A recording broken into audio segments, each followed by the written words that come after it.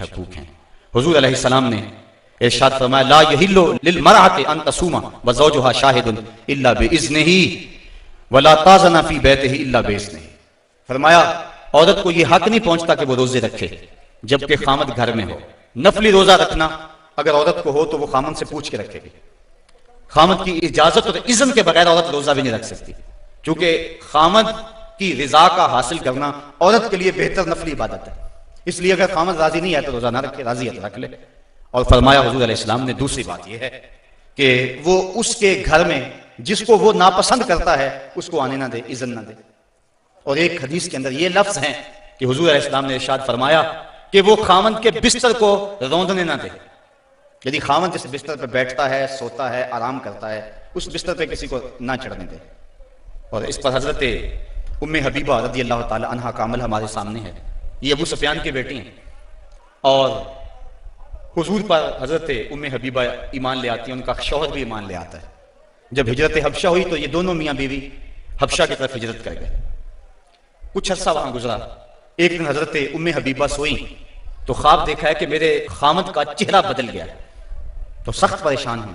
صبح اٹھی تو پتہ چلا کہ خامد عیسائی ہو گیا، کسی عیسائی کے پاس بیٹھنا اٹھنا تھا تو اس نے اپنا دین بدل لیا۔ تو حضرت ام حبیبہ رضی اللہ تعالیٰ عنہ الگ ہو گئی۔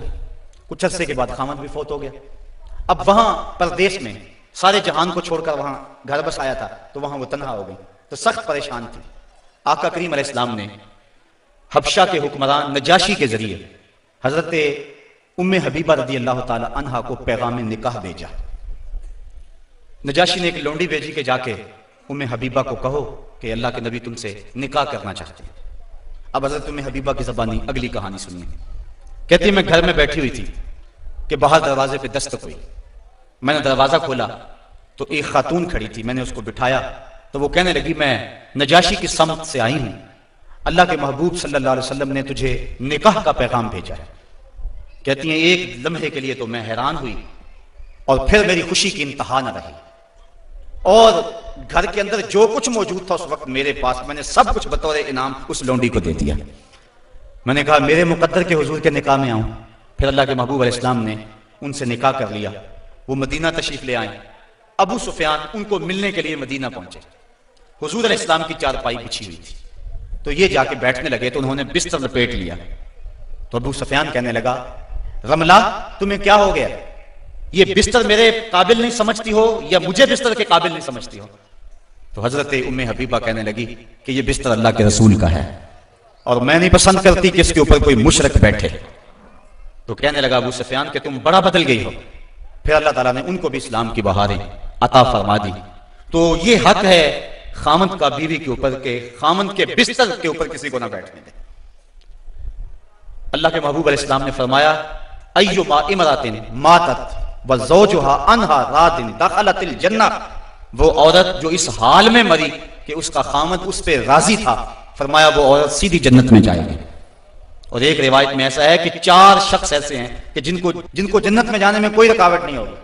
ان میں سے ایک وہ شخص جس نے اپنے والدین کی خدمت کی اور والدین اس پہ راضی ہوئے، دوسرا وہ شخص جس کے بال بچے زیادہ تھے، ذرائع آمدنی تھوڑے تھے، لیکن اس نے بچوں کے پیٹ میں حرام کا ایک لقمہ بھی نہیں جانے دیا، تیسرا وہ شخص جس نے ایسی پکی توبہ کی گناہوں کی طرف دوبارہ پلٹنا اس کے لیے اتنا ہی مشکل ہے جس طرح تھنوں سے نکلے ہوئے دودھ کو واپس کیا جائے، اور چوتھی وہ خاتون کہ جس نے اپنی ساری محبتیں اپنے خامد پہ نچھاور کر دی اور اس حال میں فوت ہوئی کہ اس کا خامد اس پہ راضی تھا۔ فرمایا ان 4 کو جنت میں جانے سے کوئی بھی نہیں روک سکتا۔